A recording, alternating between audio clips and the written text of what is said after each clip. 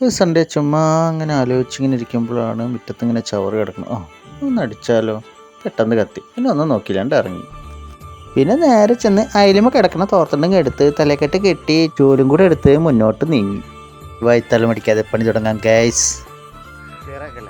എന്ത് സുഖം, എന്ത് രസം. ചക്ക ചക്ക ചക്ക ഇങ്ങനെ പണിയുടെ ഇടയിൽ ഓരോ ജ്യേഷ്ഠകൾ കാട്ടിക്കൊണ്ടിരുന്നു ഞാൻ.